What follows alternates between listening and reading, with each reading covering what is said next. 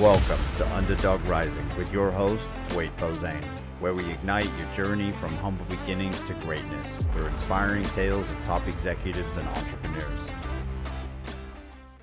In today's episode of Underdog Rising, we are joined by John Spence, a renowned executive coach, keynote speaker, and author who has dedicated over 30 years to helping companies and individuals achieve success by transforming complex business concepts into simple, actionable strategies. John, I appreciate you spending time with us today. Wade, it took us a little while to put this one together, but I am super excited to be here with you today. Awesome. Thank you. So we'll jump right into the quick fire round. What is one habit that has significantly improved your productivity? Reading. We'll get more into that later, folks. Yes, we will.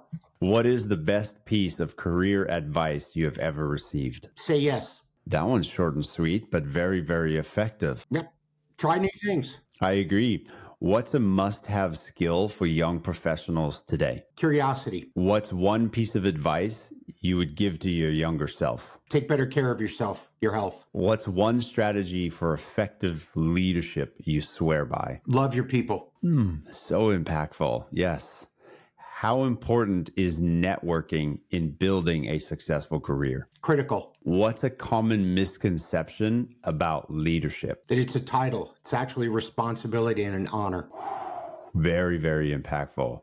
What's the best way to handle failure? There is no such thing as failure. On that one, would you mind elaborating a little bit? Everything's a lesson. Everything's an opportunity to grow. What's one person's failure is another person's opportunity.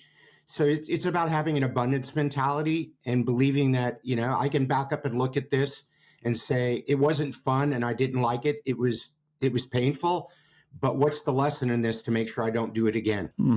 Beautiful. If you could have dinner with any historical figure, who would it be and why? Leonardo da Vinci, because he was a polymath, all the amazing things he understood, and he was probably the epitome of curiosity. What's your favorite book? Meditations by Marcus Aurelius. Okay. And then just to sort of round out that question, because I know we might not get into that specific question in the episode, but why that book? I've studied a lot of, Buddhism and this and religions, and Stoicism, which is Marcus Aurelius, is not a religion, it's a philosophy. And there's two critical things to that philosophy. One is it's not what happens to you in your life, it's how you choose to respond to what happens to you. And the other fundamental tenet of Stoicism is it's important to understand the things in your life you can control and take massive control of them. And then look at all the things in your life you cannot control and as much as possible, completely let go of those. That's like a superpower for people that can do that well. Honestly, it really is, because so many times we want to control every single facet of our lives, right? Versus just identify what you can and what you can't, and then let go of what you cannot control. Yeah, from a personal standpoint, like as an individual, there's only two things you can control: your attitude and your behavior. That's it. Everything else is out of your control at a said personal level. In business and other things. Now, you can impact things and you can influence them, but you cannot, the only thing you can control is your attitude and your behavior. That's it. That is exceptional. I'm going to pick up that book. I love asking that question because I think my bookcase eventually at some point in life might look like the one behind you eventually, because I'm going to keep collecting books over time after I get all these recommendations. Yeah, that's 2 of 11 of those in my office. 2 out of 11. Yeah, the 2 big ones. And then there's that. And then the whole place is books. About 3,000. Wow, that is exceptional. Yeah, we'll dive into that in a little bit. So, John, please walk us through a summary of your career so the listeners can better understand you. Cool. We'll do this quickly. Grew up in Miami, Florida, very wealthy family. Went to one of the top prep schools in the country. Got accepted to lots of different colleges. And I chose the University of Miami in Miami, Florida, because it was close to the beach and my girlfriend. Which is not really why you should choose university, which is why I failed out with a 1.6 GPA. Now, quick problem there is I had a 1.6, my friends had a 1.0, a 0.9, a 1.2. I had the highest GPA of all my friends. I was the academic stud of my group at a 1.6. I had to restart college, tried to get into the University of Florida, and they literally laughed at me, literally. Went to community college, did well there, got into U of F, graduated in the top 4 in the United States in my major. was hired directly out of college by one of the Rockefeller Foundations and became the CEO of an international Rockefeller Foundation when I was 26 with offices, 20 countries around the world. Did that for about 7 years. It stopped being fun. So I took a job to become CEO of an international sales strategy company. Did that for a couple of years. And then I figured out that the owner had a really hard time with the truth and quit that. And I've been an independent consultant, strategy, keynote trainer now for pretty close to 30 years, from startups to the Fortune 5. Wow, that's absolutely exceptional. It's so fascinating to see how you had, the struggles initially, through college, and then you ultimately changed your perspective, and then you were a CEO at 26. Like, it's just, that trajectory is so amazing. And then obviously now to where you are today. So a question that I had, and I wanted to dive into a little bit, was how did failing out of college on your first try initially shape your perspective on success and failure? Well, that goes right back to your question where there is no such thing as failure. At the point in time, it felt horrible. I mean, I thought I was going to spend the rest of my life going, would you like fries with that today? and I had dreams of, having a great career and traveling around the world and everything. And that's when I realized, and this kind of go back into stoicism. I've never thought about this before. No one else could fix this. That my mom, I was disowned from my family. So my dad, my mom, I wasn't going to get any help there.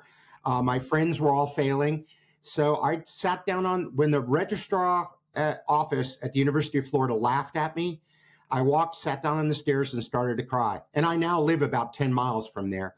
And I realized I was going to have to turn this around. So I decided at about 19 years old, 18, I would become an expert on success. And not just money, fame, and power, but just having a joyful, balanced, happy, successful life. And that's what started me on the path of just reading, studying, going to seminars, asking for help, doing everything I could. And part of it was, it's interesting, is I created a checklist. And I've done this my whole career, is if I want to graduate here, I had a real clear vision of the graduation day. I wanted to win awards. I wanted to have a great job lined up, blah, blah, blah, blah, blah. And I would ask myself a question every day. How can I have as much fun as I possibly can in college while getting straight A's, staying healthy, and getting my dream job? And I had a checklist of stuff I would need to do. And if it wasn't on the checklist, I didn't do it. I still went out and had fun and partied, except for I studied till 10 p.m. and then went out after that. And if I could blow off a class and go to the pool for the day and still get an A, then I would do it. If not, I would go to class. I had a saying back then, beer tastes a lot better when you have a 4.0. It's hilarious but I also think that's amazing to see and to show to other folks, right? Is that not only did you alter that sort of path that you were going down and your focus, but you also allowed yourself to have elements of fun. It wasn't just, you didn't just go, a complete 180 and then all you did was books and studies. No, I played rugby for the university. I taught karate. I was the dean's teaching assistant. I went to a lot of parties, had a lot of fun. I had another tool that I used, I still use today. I wrote myself 2 letters. I wrote myself a letter that said, if I do all the things that I'm thinking of, if I follow my checklist and I see the dream I have, the vision of graduating from college, what will go great in my life? And I listed everything. But I wrote another letter that said, if I am not disciplined and I don't do this, what will go wrong in my life? And I would read those letters every day. And they were brutal. I mean, it was brutal. Like, if you don't do this, this is what your life will look like. And I'd look at that and go, I do not want that. And that was another motivator every day to say, don't do anything that will make me go towards that letter. Let me do everything that'll help me go towards the other letter. Yeah, it's almost like you've wrote to yourself to identify and highlight the different futures, and then you were at that fork in the road, and every single day you chose to go down that path versus the other one, which is very exceptional because, they say if you write down and look at and read your goals every single day, you're 7 times more likely to achieve them. And I think just subconsciously with your checklists and your letters, that's what you were almost doing. It just kept those engines revving for you to get to what you ultimately wanted to achieve, which is really, really great. So, kind of transitioning just a little bit, like the next question I have is after failing out of college, right, on the first try, what did you do then to be recognized as one of the top 4 public relations students in America? I just said yes to everything. I joined the American or the Public Relations Student Society of America. I joined the Advertising Association. I created study groups. I went for leadership positions. I would go to the conferences. I think one of the biggest things is I would go to the conferences, and while everybody was out partying all night, I went out and partied for sure. I would make sure I was in early enough to be the first person in the front row every morning at the conferences. Oftentimes, one of the only people that they showed up because everyone else had hangovers. And I would meet all the professionals and talk to them and spend time with them. And then I started to stay in touch with them. And when I got ready to graduate, I had all that help and assistance. And it was really my study group. There were 6 of us, and we not walk numbers 1 through 6 from the from the College of Journalism. And it wasn't because we were all bright. It's because I had 5 friends helping me. You know, you read chapters 6 through 10, you read 11 through boom, bada boom. I'll go visit the professor. You go see the TA. And we helped each other. College became very easy for me because I had 5 people helping me succeed. That was a big idea. And then when I went to graduate, I did not send out any resumes. 0. I sent out letters to all the people in my network saying, here's what my GPA was, here's what my awards were, blah, blah, blah. Here's my dream job. This is really the kind of job I want to have. And if you know anyone that could use my help, please let them know. That is such a unique strategy. I think that's such a different take that most people haven't really heard of, right? But you did the networking initially by showing up, and then you were able to reach out to that network base as you were graduating with a different approach, right? And I think that ultimately helped you stand out, which is phenomenal. Well, let me add one more thing. This is why I answered it. How critical is networking? It's everything. And then I did something completely different, and I still do this today. When I did get a job offer, and I got several, but when I got the job offer from the Rockefeller Foundation, I did not send my resume. I sent a 26-page report of what I would do if they hired me. I studied the competition. I figured out the business. I looked at all their advertising, all their public relations, everything I could get. I approached it like it was the most important final exam of my entire college career. And I sent him a report. When I met Mr. Rockefeller, he only had 2 questions for me. When do you want to start and how much do you want to make?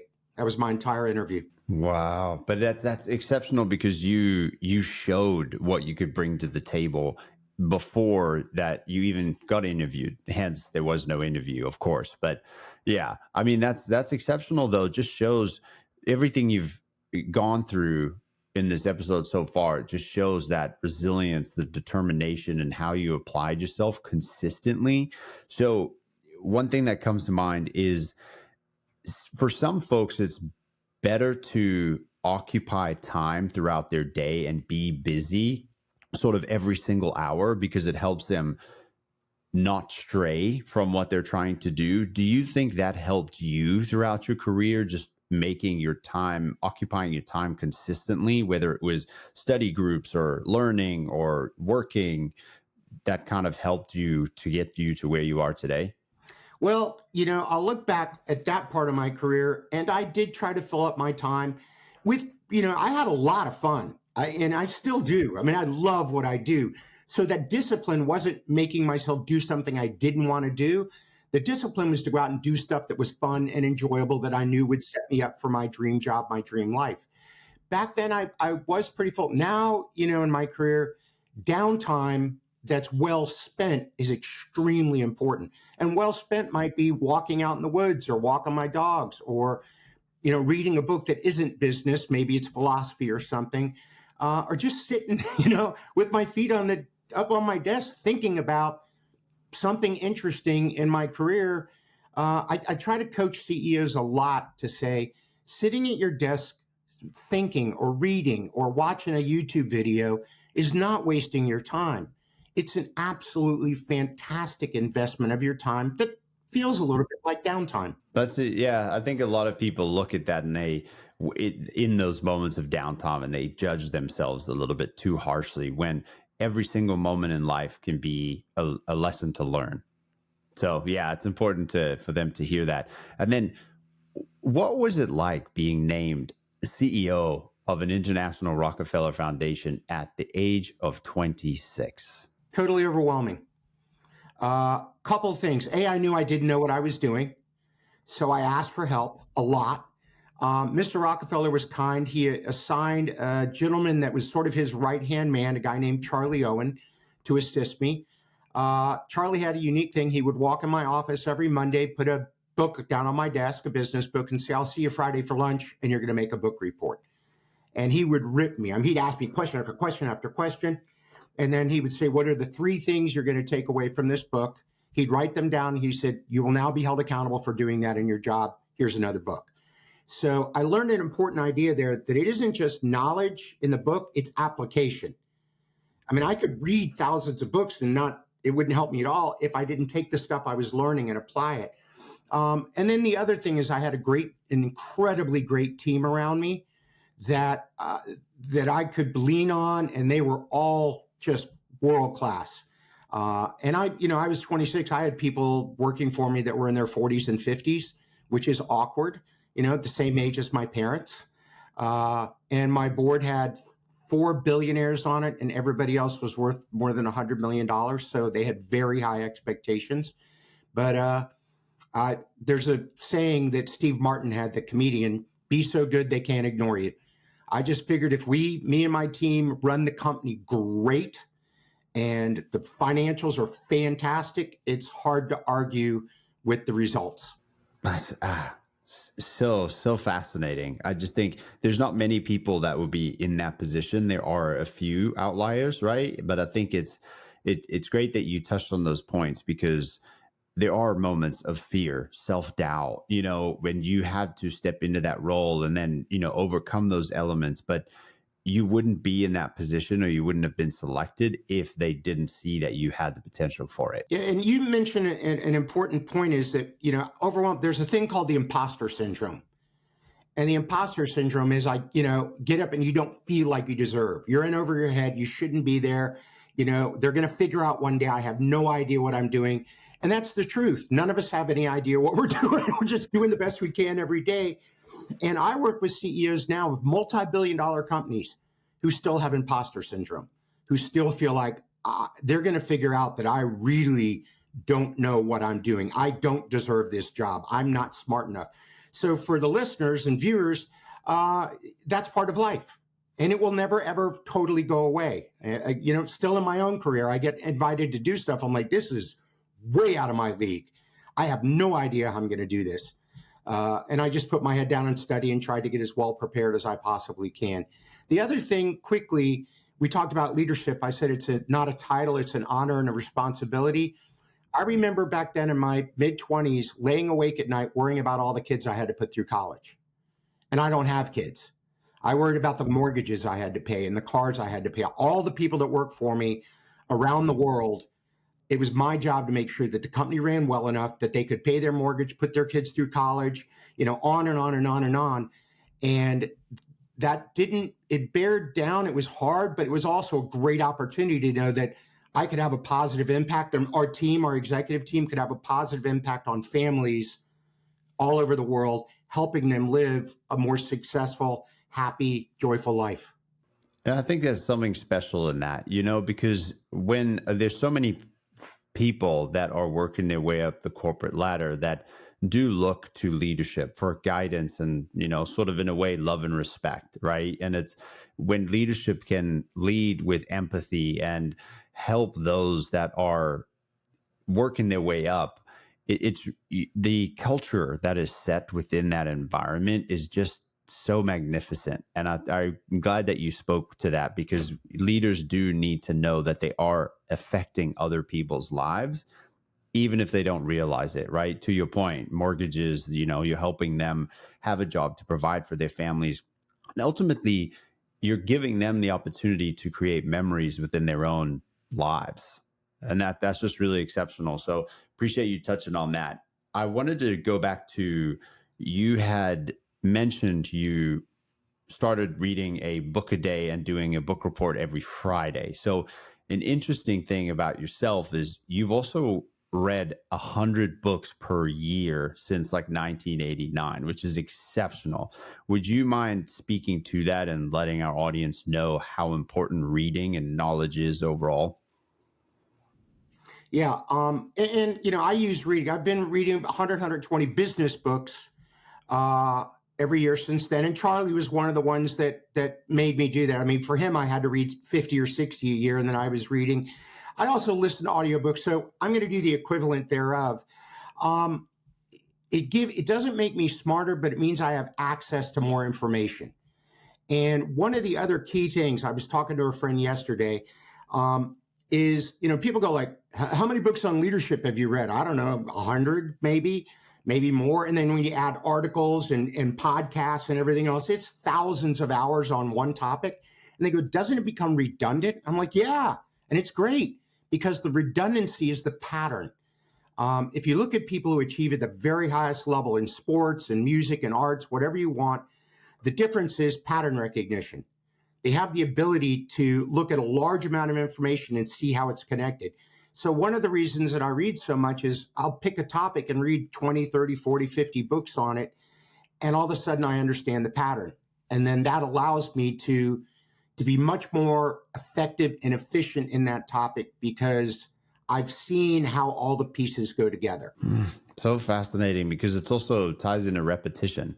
The more that you do it, the more you become stronger at it. But then it helps you guide these high level executives and CEOs through moments in life because you've spent so much time absorbing this information and going through it over and time again. Yeah, I think it's that what's that saying? It used to be, knowledge is power, but now people have evolved it to it's like knowledge with action is power because just having knowledge is not powerful in itself because you can sit there and have all this knowledge and not do anything with it. But you are somebody that is soaking up knowledge, taking action to help people better themselves. And that's very powerful, right? Because you can change the trajectory of an individual's life, but also a business's overall life and health itself. Well, you two things. I'm going to agree with you and then go one step further on knowledge. Knowledge into action makes the knowledge useful. But, knowledge isn't power. Sharing knowledge is power because you empower others and then the others help you and they help each other. So, it's the neat thing about knowledge is I can give everything I have away and it doesn't take anything away from me. I can teach as much as I want. Like most of my stuff is free on the internet, videos, everything, books. It doesn't matter. Have it all. It doesn't diminish my knowledge at all. Then I just read a really cool article in Harvard the other day that talked about knowledge work versus wisdom work. And I think for the folks that you're focused on in your target market, this is a really important idea. With AI and data and everything else, it is super easy to gain knowledge, to put knowledge together. I can go to ChatGPT or, I'll give you a good example. I just did a strategic analysis for one of my clients, and ChatGPT was awesome. I mean, it gave me great lists and great ideas and fantastic things. However, if you hadn't had 30 years doing it, 20 years doing it, it was just a list of stuff because I have the wisdom to apply it. So I think, and I'm going to be teaching this soon, is when you look at the different generations, the generation, in my opinion, I'm doing a broad brush here, that's coming in now is great at collecting knowledge. They're awesome at, bringing data, analyzing data. They need the mentorship and the partnership with people like me, old people in their 60s, who can say, here's the knowledge, but here's how I've applied it, or here's situations, or here's stories, so that they can start to make that connection, kind of like Charlie did with me, of here's the information, here's how you apply the information. And the information on its own is useless. It has no value. The information with wisdom and application is invaluable.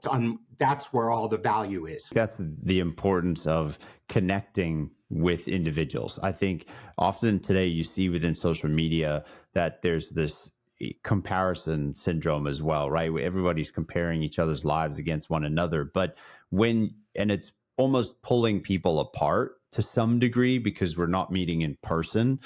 And I think there is a core element to that, tying into, there's knowledge work versus wisdom work, and that the younger generation should connect with the older generation. And it kind of ties into overall mentoring. So, what advice would you give to young professionals about asking for help and seeking mentorship? Yeah, I did a TED talk years ago on the most important thing I ever learned in my life. And number two was ask for help. I'll go ahead. Well, you can ask me at number one later. I've just set you up for another question. But mentors have changed my life. I would not have graduated where I did without a college professor who pulled me aside and said, "There's only three things it takes to get straight A's in college." I went, "Huh?" And he went, "Yep, that's it. Number one, read the books. At least in college, 90% of the answers are in the books. Number two, ask for help. Go to the teacher, go to the TA, go to everybody and ask for help." I know why I failed out the first time. I didn't ask anybody for help. Heck, I didn't even show up for class most of the time. And then the third thing he said was start study groups. And here's the most important thing I've ever learned. You become what you focus on and like the people you choose to spend your time with. Whatever you think about, whatever you focus, whatever you read, whatever you fill your mind with, and whoever you choose to spend your time with directly determines the future of your life. And a big part of that for me has been mentors. I started there's a neat thing called a mastermind group, which is really a study group. There's a famous book called Think and Grow Rich by Napoleon Hill that looks at sort of the master keys to success. And the number one was a mastermind group, which is basically a network of my study group in college was a mastermind group. When I graduated from college, I started a mastermind group of CEOs under the age of 30. Then I started another one of CEOs under the age of 40, and then I took the number off. And today I still have a mastermind group, a study group of 17 CEOs, and we get together about once every 45 days. We have reading assignments. You have to make presentations. We ask each other for help. So the idea of mentorship is something that is incredibly valuable. Now you ask for the advice. Here's my advice: is figure out a topic you really want to learn more about, and then seek out someone through family or friends or whatever it might be that's not an expert, but really knowledgeable. If it's an expert, that's great. Be extremely respectful of their time. Show up, take notes, do what you need to do, and take their advice. And then after 6 months or a year, when you feel like you've learned enough, say, "I'd like to switch to this topic. Do you know anybody you can recommend?" And every one of my mentors has passed me along to another mentor or two or three. And I still have, I have a call later today with a friend that is actually someone I helped like 15 years ago, but now he's become a mentor to me for writing. And once a month, once every 3 weeks, for an hour, we talk about, he's written a couple books I've written. We help each other as authors. It's life-changing how powerful mentoring and networking is. That's exceptional. It is so impactful. I think mentorship comes up on almost every single one of my interviews, but it just is. And it just shows that the people you surround yourself with can drastically alter your life. So, but we do have to go back to number one. If you could touch on that and walk us through that. But that was actually the one: you become what you focus on, or like the people you surround yourself with. Most important thing I've ever learned in my life by far. Number two is ask for help. And number three, you kind of touched on this, is don't worry about anybody else, what they think of you. When I was in my late 20s, early 30s, especially as I became a consultant, I was always trying to prove I was right. I would stand toe to toe with CEOs of Fortune 100 companies trying to prove my point. And then one day I realized I'm not right. There are multiple ways to look at this. There's multiple angles. I have an opinion. It's a well-researched opinion based on a lot of experience, but it's just an opinion. And the day I realized that I didn't have to be right, I became bulletproof and invisible. If someone argued with me, I go, "Great. Why do you think that?" Or, "You're wrong." I'm like, "Okay, why?" That's great. I might be, or I might be in your eyes, but that allowed me not to worry about what other people think about me. If they think I'm right, wrong, smart, stupid, whatever, great. It's your opinion. You're absolutely welcome to it. And I celebrate your opinion, even though it might not be the same as mine. Sometimes people choose to turn to conflict in those moments, right? And it's like, okay, it doesn't need to go there. People are allowed to have their different perspectives and their different viewpoints on life. It because it's all influenced, right, through upbringing, the different situations they go through life. But to your point, celebrate it. That's great. You have your opinion over your perspective. I have mine. Now let's see if we can come to a resolution, meet in the middle. If not, then we'll just part ways. There's nothing wrong with it, you know. But a different sort of swing question I like to ask guests that come on the show is at any given moment in time, how many tabs do you have open on your computer? 3. Oh, that is exceptional. Yeah, and I'm at usually inbox 0, but I think today I'm at inbox 5 or 6. That's still really great, though. I think that management of the tabs and the inbox is really great, you know, because it shows your response rate is really, really high, which is exceptional. Well, there's also something else. I mean, I'm at a little bit different level because I have people that help me. But, I also figure I try to be really quick and answer things. I'm not, overwhelmed or constantly looking at my email. I have set times during the day that I open it up, look at it, answer things. Other than that, I leave it closed for hours. I don't worry about it. We say to my company, what we do, no one's going to die if I don't get back to them in an hour or two or a day or two. So it's not like it has to get done now, and that's fine. And I just try to, and delegation is key. There's a lot of stuff I'm not good at, not at all. So luckily at my stage in life, I have other people I can pay to do that. It's one of the things as you move up in your life and in your career that some people struggle with is figure out what your value is per hour.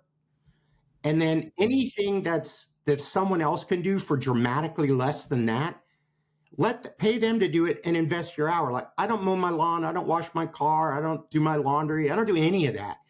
But I know that if I take the time that I would spend doing all those things and I invest it, in a week, I can pay for all that stuff. And all I need to do is close one new client and everything, all that help for the year is paid for. So if I can hire someone to do something for $20 an hour and my value is a couple $1,000 an hour, it's just better to delegate it away to someone who will do it better. And then for an individual with a team and who's in your position, are there any apps, plugins, or software that you utilize that make your life easier? We're a Microsoft shop, so everything's done through Outlook and Microsoft Calendar and stuff. Here's what I learned. I've done a lot of research on time management. I knew a bunch of classes in it, and I can boil down pretty much everything on time management to 2 key ideas. It's not time management, it's priority management. A lot of people spend a lot of time on stuff that's not important. You have to be able to figure out what's critical and get that done and triage everything else down the line. There's some stuff that doesn't have to get done today or this week or even this month. But I'll see people spend hours on that, neglecting something that does need to get done today. So it's not time management, it's priority management. Then the other thing is find a system, Wade, that works for you, whether it's Basecamp or one of those great apps. Put everything in that so you don't have to worry that you're going to forget anything. When I came up, there wasn't all these apps. We put everything in a little book, a little calendar book we carry around. Man, you lose that book, you lost your life. You're done. So I've learned to put everything, all my ideas, my notes, everything into files. And that way I don't have to worry about forgetting something. It's on my calendar. It's there. So I can spend all that brain time on stuff that's important, not like, what was I supposed to do this afternoon? Didn't I have a doctor's appointment? That doesn't exist. Yeah. And I think it's also monitoring that brain power. To your point, so many people don't prioritize and they start working on other things, but you're utilizing brain power every time you apply yourself to something. And that's why I see, a lot of some executives or CEOs, there was the thing going around about how they would wear the same outfit pretty much all week because it would take away from their thinking or brain power throughout the day. All decision fatigue. Decision fatigue. There you go. Yeah. And I think some people they definitely face that. And I think working on priority management, like you say, is very important. But just for the listeners today, could you expand on and explain triaging for them in the sense of not a hospital environment, but within priorities? So there's a couple of different matrices. There's one called the Eisenhower matrix. There's one from Stephen Covey. And there's basically four things. There are things that are important and urgent. That's the ringing phone. Or the email that I got to answer right now. That's important and urgent. There are things that are unimportant and urgent. That's someone calling you for nothing, or a made-up emergency, or something you're doing that you think is important, but it's not really. It's just in your face. Then there are things that are unimportant and unurgent, which you should just walk away from. One of the biggest disciplines you can learn is to say no. I'm not doing that, not invented it, not doing it, not worrying about that, boom. It's the things that are important but not urgent that are the hardest ones. That's reading and studying. That's taking care of your health. That's creating your network. Those are critically important, but they don't feel like they're in your face every day. People who are highly effective, the unimportant and urgent, they ignore. I'm not going to, it's unimportant, but people are yelling about it. Just don't worry about it. It's going to be okay. The important and urgent, they take care of quickly, but then they carve out time to take care of the important but unurgent, because they know that's an investment in their long-term success. That delineation between those is so key. That's where the wisdom comes in, to know the difference. Exactly. There you go. Yeah. People are learning some big words of wisdom today, I'll tell you what. Something interesting about yourself is, some of your hobbies outside of work are fly fishing, gardening, and cooking. Have any of them added some perspective to how you handle business? Oh, absolutely. Absolutely. So let's use cooking. When I was young, I didn't go to professional cooking school, but my mom, I loved it. She said, trust me, girls love it when a guy can cook. So she took me to classes. And here's what I learned in cooking school. Follow the recipe until you've mastered the dish, then you're allowed to play with it. So, and follow the recipe to the letter. And do it over and over and over again. And then finally, you got it. Now you can add a little bit more oregano or make it a little bit spicier. I see a lot of people that want to mess with the recipe before they've ever made anything. So in business, I tell my clients, I'm not a process guy, but I know if you want repeatable success, you must have process. Process is the recipe. And when you have nailed it, that you can do it over and over and over again reliably, then, in my opinion, you've earned the right to tinker with it and try to make it a little bit better. Fly fishing. Fly fishing is something that takes massive focus. You're in running water up to your stream on slippery rocks, using a long rod, casting a long way with a tiny fly to a trout you can barely see. You can't think of anything else. It teaches you insane levels of focus. If you take your focus off, you're falling down, or you're going to catch the tree behind you or whatever. Fly fishing gets me in flow where I'm so focused, nothing else matters. That's a great skill to have as a leader, to be able to pull everything away and say, for right now, I need to get rid of all this noise and just focus on this one important thing. And then gardening, it's pretty straightforward. You reap what you sow. If I miss planting something in a certain time, it's just not going to go. So I have to be disciplined enough to get out there at the right time. And then the reverse is, make it easy to win. Works with your people, your team, your company. Make it easy to win. Make it easy to win is keep 4 gym bags. Keep one in your office, one in your car, one at the gym. So I never have an excuse. Oh, I forgot my gym bag. No, you've got 4 of them, idiot. Just grab one of them. Yeah, I'm not going to get. Yeah, I'm not going to get in the middle of the night and eat a quart of ice cream because it isn't in the house. And this applies to all of your life. This idea of make it easy to win. Take the roadblocks you've put in front of yourself away. You're the one that put them there. So profound, because we are, and so many times we'll look to external elements to blame, right, for the reasons as to why we don't want to do what we need to do, but we can remove those roadblocks and barriers. But I'm really fascinated about, the process is the recipe, and follow that until you perfect it, and then you can start altering it, right? And I think that even ties back into sort of mentorship and those other elements, like learn from individuals that have gone before you. study and understand with such discipline and tenacity, like what they did and how they did it.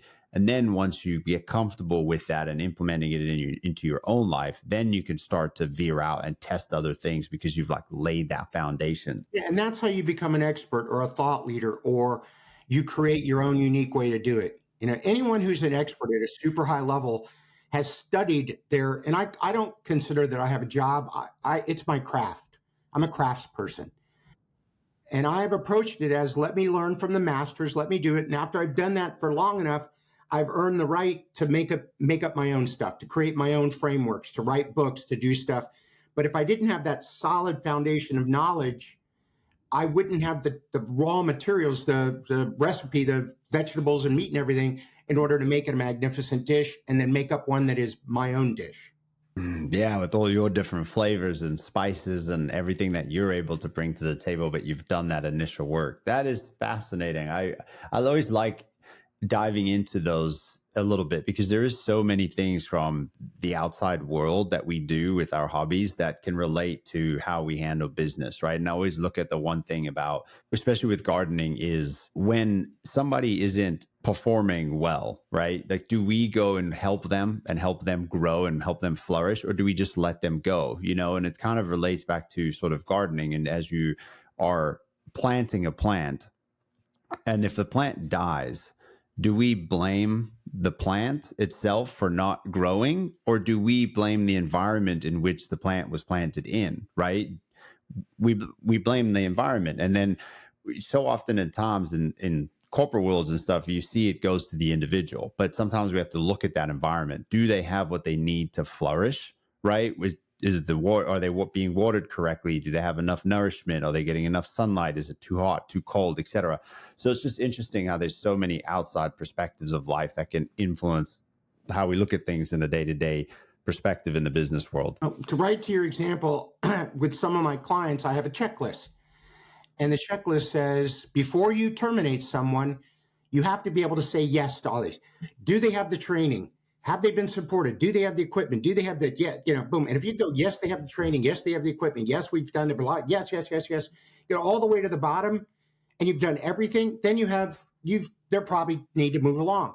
But any place you stop and hit no, that's your responsibility. And until you do that, yeah. And here's what I'll tell you. When most people go to fire somebody, I give them the list. They can't get halfway through the list before they go, no, I didn't do that for them. Now, there's every case is different. Sometimes it's pretty obvious that someone needs to leave, but most of the time you haven't made it easy for them to win. You haven't set them up for success. I really love what you do with CEOs and executives and companies, because it really is true, right? On how you actually take the complex business problems and you make them simple and actionable for people, right? Just like your point, how do I go and let go of somebody? Let me do a checklist first to see if I've done everything on my part before we blame that individual for not performing well. So I really appreciate you for doing what you do on a day-to-day basis. And then one other thing I wanted to touch on, I was reading some articles online and you speak about the 4 Ps, right? And by practicing them, you were actually named one of the top 100 business thought leaders in America and one of the top 500, leadership development experts in the world, which kudos to you. That's very exceptional. Can you please walk the listeners through the 4 Ps? Sure. And I want to back up for a second. Absolutely. You mentioned the awards and I won a bunch of them, but here's the key idea. I've never pursued an award. I got named one of the top 50 leaders in America, along with Sergey Brin, Larry Page, and Jeff Bezos. I didn't even know I was going to be on that list. Here's the deal. Do the work that's so good that you win the award by mistake. The vision of our company is for me to consistently be in the top 100 of the world at what I do. I don't care about the award. I care about doing work that's good enough to win the award. So we never pursue the award. We pursue world-class work.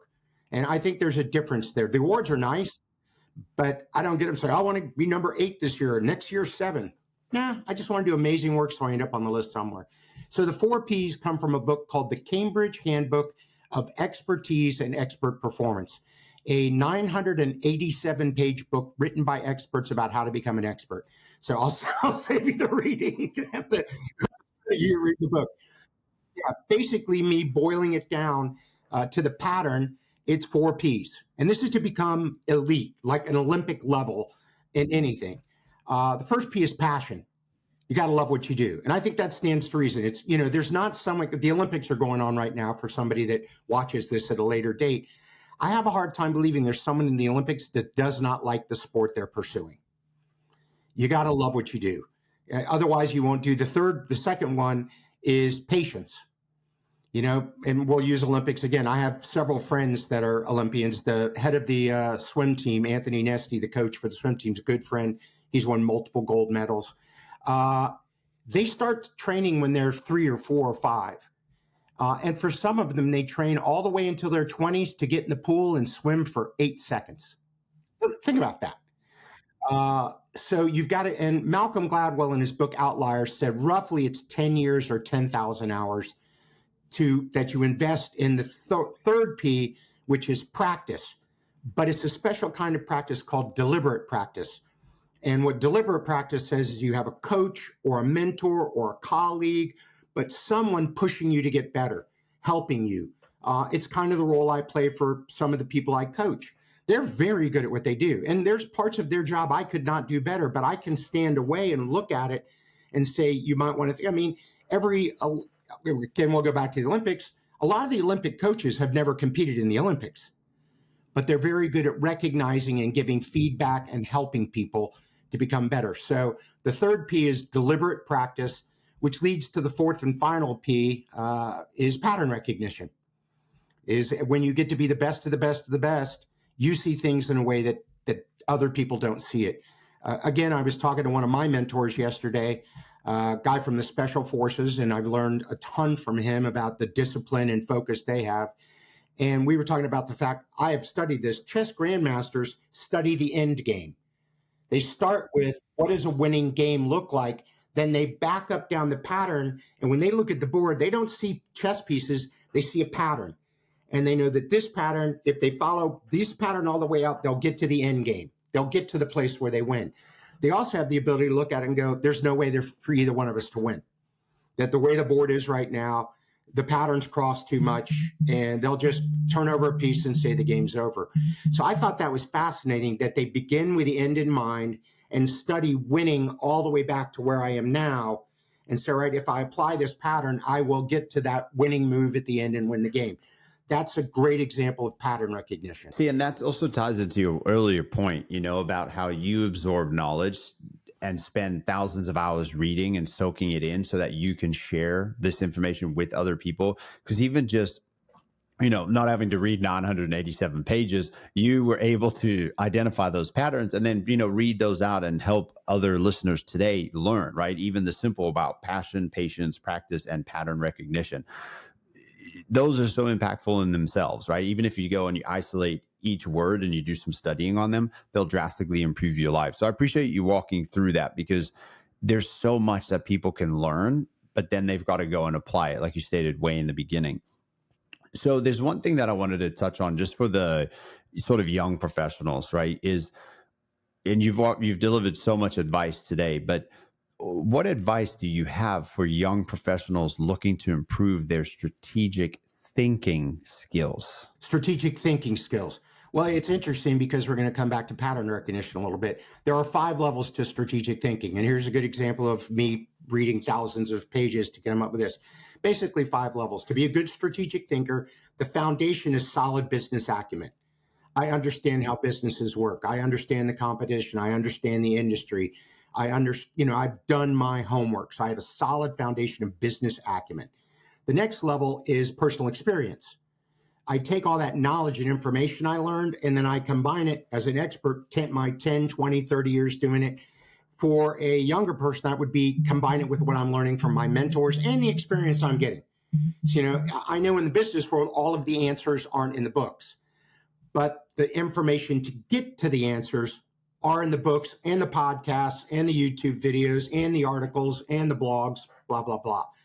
The third level is pattern recognition. I've studied everything. I've read it. I've looked at my own experience, and all of a sudden a pattern emerges, which leads to the fourth level, which is a strategic insight. I have now I've used this pattern to identify something that no one else sees. That's where you get first mover advantage, where you get a competitive advantage is I understand the pattern before my competition does. And so that strategic insight is the big, wow, if we do this, we can gain market share, we can beat our competitor, we can, increase revenues and profitability. And then the fifth and final level of strategic thinking is actually disciplined execution, which we've now come all the way back again to. It's one thing, if you have a strategic insight, that's great, but if you don't apply it with discipline, then it's completely useless. So it's ideas. There's a thing called the knowing doing gap. And it's one thing to understand something, but if you don't do anything about it, if you don't take action, it's of zero value. So even in strategic thinking, we've gotten to that. At the top of the pyramid is disciplined execution.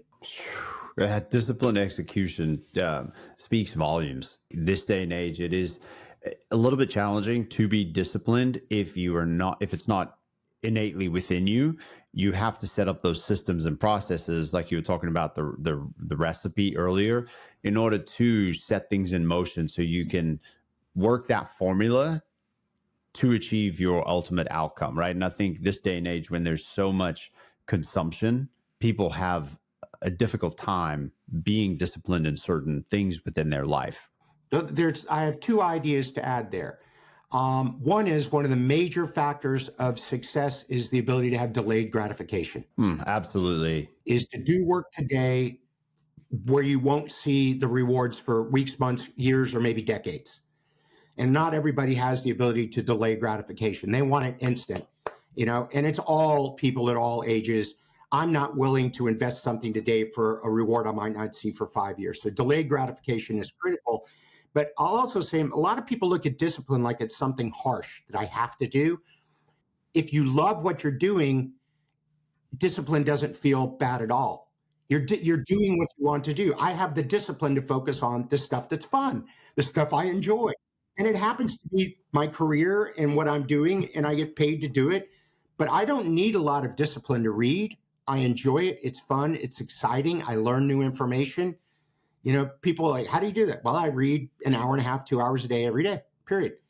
If you were to read 15 minutes a day, 5 days a week, you would read the equivalent of 7 books a year, which would put you in the top 3% on the face of the earth for personal learning.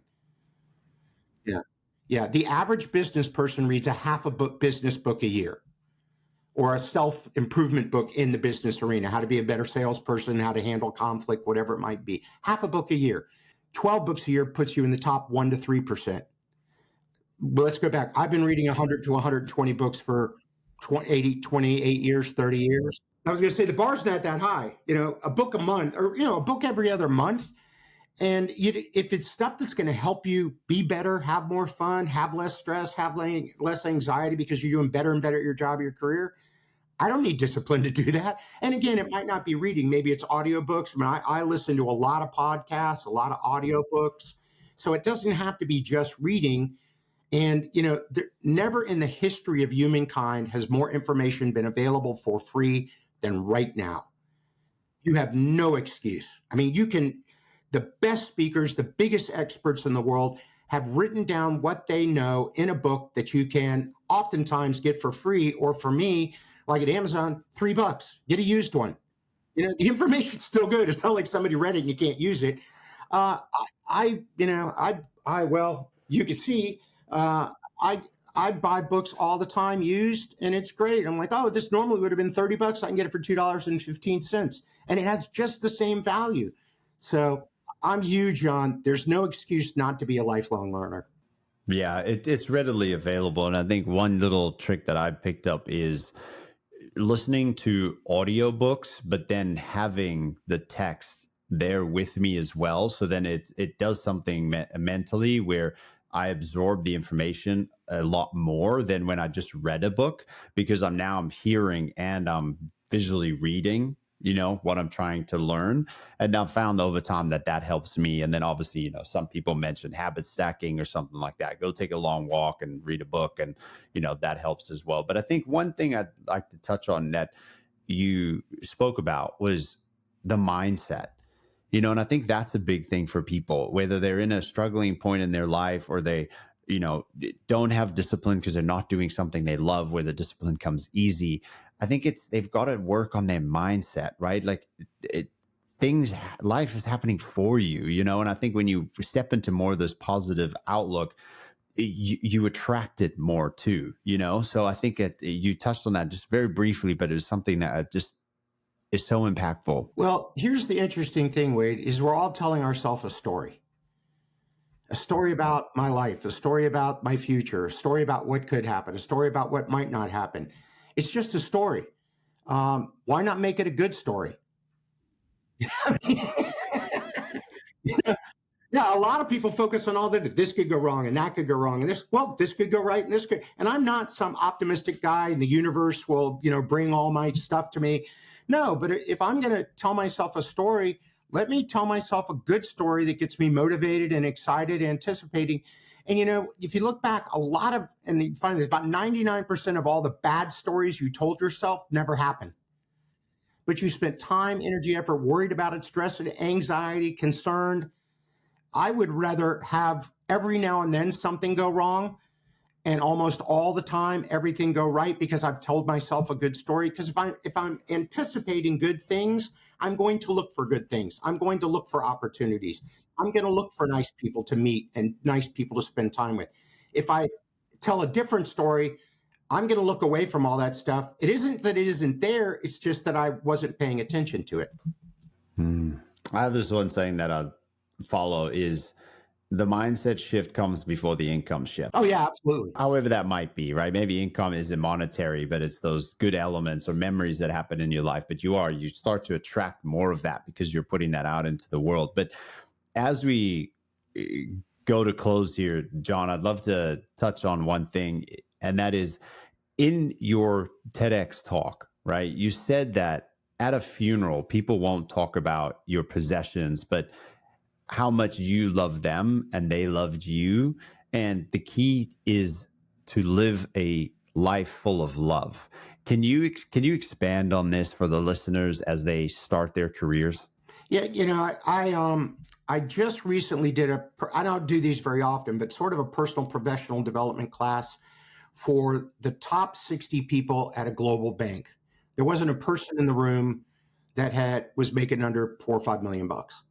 I also teach the exact same class at high schools and at universities, same book, same everything. Here's what I've found. When I do a workshop on what is your mission in life, without question, worldwide, pretty much everyone's mission is to help others. I want to be a good impact on others. I want to help my family. I want to help my community. I want to do this.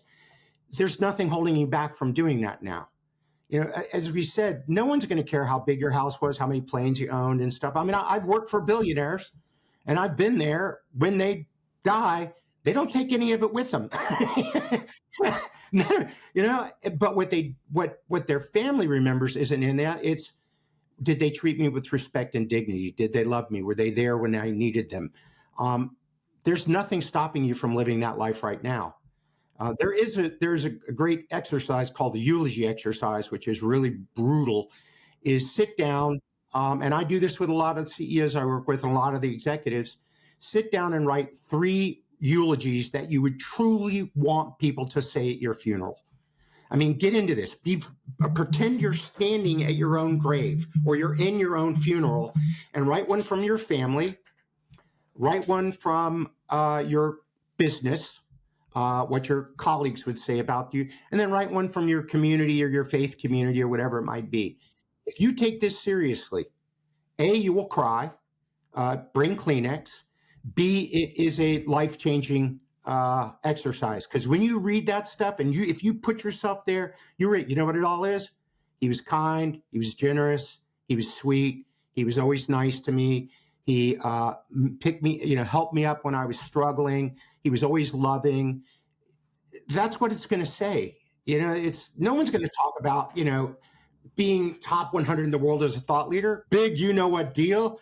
It's going to be, if I needed help, was he there to help me? You're correct. If you really truly do sit down and do one for all 3 of those areas, family, business, community, or faith community, you're correct with talking about pattern recognition. I'm sure you've seen that. And that's where it comes in. That those are the most common things. And everybody wants to help others. And we have this innate draw to want to help others, right? And that's ultimately why we get into business, because we always want to, find an area where there's a gap, turn it into an opportunity and help others. But yeah, I think I'm gonna maybe test that out, because I think it can almost help redefine the path that you are going down, right? Like, is this actually correct? Because what is that outcome? Going back to the two letters that you initially wrote yourself, right? Like, do I want this life or do I want that life? And now I'm standing at this fork in the road. Which way am I going to go? Well, I have a favorite Walt Disney quote: "When values are clear, decisions are easy."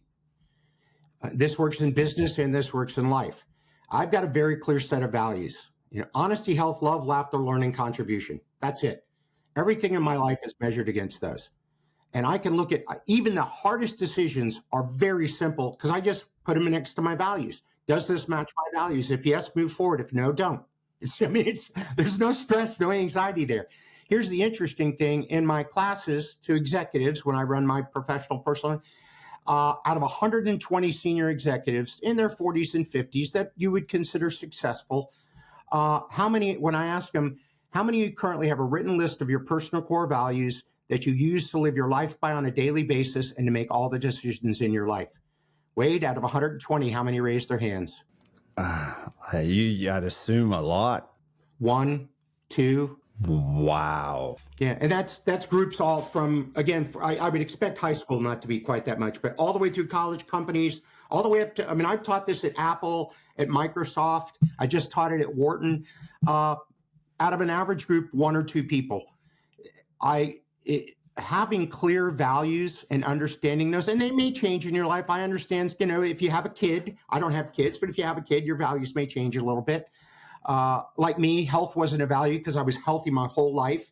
And then I got unhealthy and I moved it up to the number 2 value so that I would focus on it more. But if you're really clear about the 4, 5, 6 things that are truly the most important in your life, the things you value above all other things, decisions become super easy. What you would kind of maybe going to touch on there is then your life almost becomes easier, because your decisions are easier. You're not having to face those hard decisions. So on that, for people who are starting out in the corporate world or just going to graduate, is there a simple methodology for them to follow to create sort of those values? Just if you have any.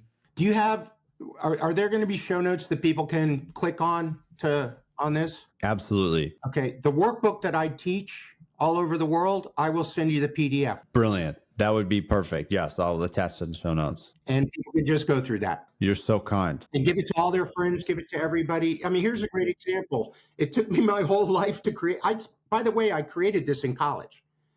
You asked when it turned around, I created a life success handbook for myself my sophomore year of college, when everything failed. And it has all these things. What are your values? What's your mission? What are your goals? What gives you stress? What gives you happiness?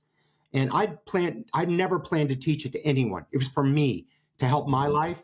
One of my friends saw me carrying it, asked what it was. I said, it's my life success handbook.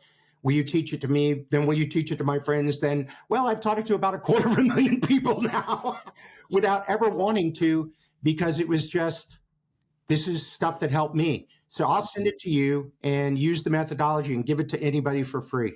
Share it with anybody. You are so kind. I really appreciate that. And yeah, we'll attach it to the show notes so that, if there are any young professionals or college graduates, that I think this can really help define their life and set them up, really, really well before they even step out into the corporate world. So I appreciate that, John. And I know we've spent a lot of time together and you've, delivered so much advice, but is there any last words that you'd like to share at all? Well, 2 things. One is, if they can't get the stuff out of the show notes or anything, my email is john@johnspence.com. And I answer all my own email personally. And if it is, so we're going to go to priority stuff. If it is important or urgent, write that in all caps in the subject line, and I will stop what I'm doing to look at it. Otherwise, I will get to it when I can. So feel free to ask for the PDF. The Strategies for Success is the name of the little workbook. And then if, the only other thing is, I'm going to say, the last idea is we'll go back to the one that I think is the most important thing I've ever learned. You become what you focus on and like the people you choose to spend your time with. I mean, that will determine the rest of your life, period. So I think that's a good place to end, period. Right. Yeah. And don't wait too long. So many people want to do it later in life when they're older and they're more comfortable, but step outside of your comfort zone, create those study groups, surround yourself with people who you would like to be in the future. And, even whether that's through social media, do that as well. Yep. I agree completely. Well, thank you, John. This has been really exceptional. Thank you so much for giving us your time. I know the listeners learned a lot, and, we'll definitely be connecting soon. That'd be great. It's been an honor to spend time with you, Aiden. Absolute joy.